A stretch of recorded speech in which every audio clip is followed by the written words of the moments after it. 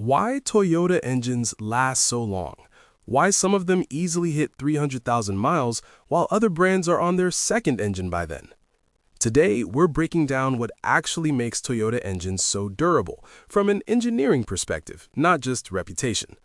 Most people think Toyota reliability is just good luck or Japanese magic. It's not. It's a series of very specific design choices and some trade-offs most people never notice. If you want to understand cars before you buy them, you're in the right place. Subscribe, because every car has a story, and we're here to decode it. I've always been fascinated by this question. Why can a Toyota Camry or Corolla rack up insane mileage with basic maintenance while some other cars start falling apart at half that? Once you look under the hood, literally and figuratively, it starts to make a lot more sense. Let's break this down. Toyota's design philosophy: boring on purpose. From an engineering perspective, Toyota does something that sounds almost wrong in today's market. They intentionally leave performance on the table. Most manufacturers chase higher horsepower from smaller engines, aggressive turbocharging, high compression ratios, and complex new tech to stand out. Toyota, in most of their mainstream engines, does the opposite. Conservative tuning, modest power outputs, proven technology, lower stress on internal components. Think of it like this. Imagine two runners. One sprints at 95% of their max speed all the time. The other jogs at 60 to 70% of what they're capable of. Who's going to last longer? Toyota engines are that second runner. They're built and tuned to live an easy life. This shows up in a few ways. Lower specific output, that's horsepower per liter, softer rev limits, less boost or no turbo at all on many models, gentle throttle mapping and transmission behavior. And here's where it gets interesting. From an engineering perspective, every time you squeeze more power out of an engine, you increase cylinder pressures, temperatures, and mechanical stress. That's fine for performance, but not great for longevity. Toyota almost always prioritizes longevity over peak numbers. It's not exciting on paper, but it quietly pays off at 200,000 miles and beyond. Now let's talk about overbuilt, understressed components. Toyota has a long history of overbuilding critical parts, especially on their older and truck engines. What does overbuilt actually mean? It means the components are stronger than they technically need to be for the power level. Thick, sturdy engine blocks, generous bearing surfaces, strong crankshafts, conservative piston and ring designs, robust timing chains and guides in many engines. From an engineering perspective, this is like designing a bridge to handle way more weight than it'll ever see in real life. For example, conceptually, not specific numbers, the engine might be designed to safely handle 250 to 300 horsepower worth of stress, but Toyota only tunes it to make 170 to 200 horsepower. Result? The engine never gets near its structural limits in normal use. This is why so many older Toyota engines are called bulletproof. You see it in engines like the 1ZZE and 2ZZE, the 1NZ, the 2AR, the 1GR, the 2UZ, the 1HD, the list is long. Truck engines like the 2UZFE V8 and the 1GRFE V6 are famously tough.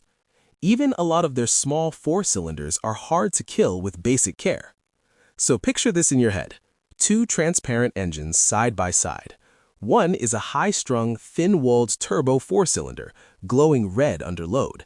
The other is a Toyota engine, thicker block, heavier internals, running cooler and calmer. Which one do you think will survive abuse, bad gas, and missed oil changes better?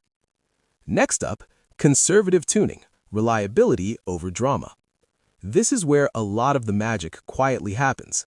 Toyota's engine control strategies are usually built around safety and longevity. Safe air-fuel ratios, conservative ignition timing, careful knock control, smooth torque delivery instead of big spikes. Why does that matter? Because detonation or knock, high cylinder pressure, and excessive heat are what slowly kill engines. They beat up pistons and rings, they stress head gaskets, they wear bearings faster, they overheat valves and exhaust components. Many brands tune their engines close to the edge for more power and better marketing numbers. Toyota usually doesn't. You'll often see lower boost levels on their turbo engines compared to competitors, lower horsepower per liter, and engine computers that quickly pull timing to protect the engine when knock is detected. From an engineering perspective, this reduces long-term stress. The upside is you don't get that huge wow feeling on a test drive. Most people don't realize this, but that slightly lazy or boring feeling in a Toyota, that's often the sensation of an engine that's not being pushed anywhere near its limit. And 10 years later, that boring tuning starts to look very smart. Now let's get into simple, proven technology most of the time. Another reason Toyota engines last so long is they're often 1 or 2 steps behind the cutting-edge tech curve on purpose. While some brands rush to complex multi-stage turbocharging, ultra-high compression with aggressive downsizing, mild hybrid systems on everything and exotic materials, Toyota tends to do something else. They refine existing technology for years. They roll out new systems slowly. They validate designs over hundreds of thousands of test miles. For example, their early VVTi systems were relatively simple and robust. They stuck with port fuel injection on many engines long after others jumped to full direct injection. And when they did add direct injection, they often combined it with port injection to reduce deposits and wear. That's their D4S system. From an engineering perspective, every new system adds more failure points, more complexity, and more ways for wear, contamination, or poor maintenance to cause issues. Toyota's strategy is basically, don't be first, be right. Imagine a timeline in your head. Other brands, spike after spike of new tech, turbo, direct injection, variable compression, cylinder deactivation, mild hybrid, all at once. Toyota, slower, more deliberate steps, each one tested and locked in only after a ton of validation. Now, this doesn't mean Toyota never fails. They absolutely do. They've had oil consumption issues on some engines, some V6 head gasket problems, early direct injection engines with carbon buildup.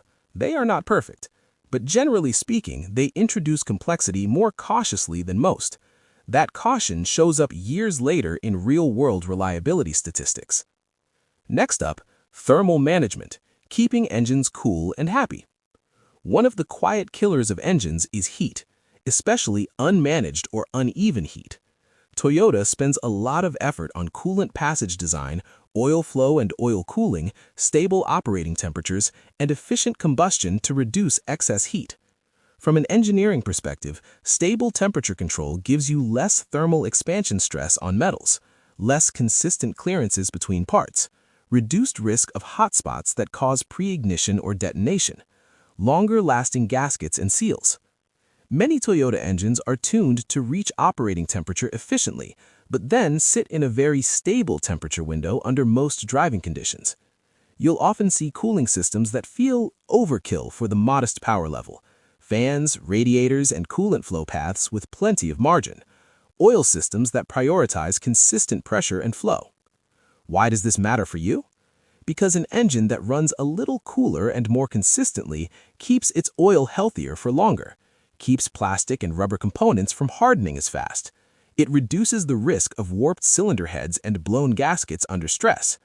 Again, not flashy, but very important for that 15-year, 250,000-mile owner. Now let's talk about tolerance for abuse and neglect. Let's be honest, most people do not follow the maintenance schedule perfectly. They stretch oil changes, they use cheap fluids, they ignore warning lights, they drive hard on a cold engine, they let small leaks go for years. From an engineering perspective, a truly durable engine isn't just one that lasts with perfect care, it's one that survives imperfect care. This is a huge part of why Toyota engines feel legendary in the real world. They're often designed with wide safety margins on oil film thickness and bearing load, timing components that don't instantly self-destruct with a little neglect, cooling systems that tolerate some scale or low coolant before catastrophic damage, fuel systems that handle less than perfect fuel quality in a lot of markets. Is it good to abuse or neglect them? Of course not. But in most cases, a Toyota engine can take more real-world abuse before failing.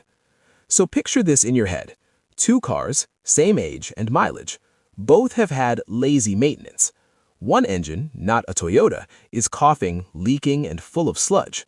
The Toyota engine is dirty but still running smoothly. Here's a myth-busting teaser we'll go deeper on later. High mileage itself doesn't scare a Toyota engine. What really matters is how those miles were done and how badly the owner ignored maintenance. Finally, for this batch, parts quality and manufacturing discipline. Another underappreciated factor is consistency. It's not just the design that matters, it's how well it's built over and over again. Toyota is obsessive about supplier quality, material specs, machining tolerances, assembly procedures, and statistical process control in their factories. From an engineering perspective, reliability isn't just about one engine lasting a long time. It's about millions of engines performing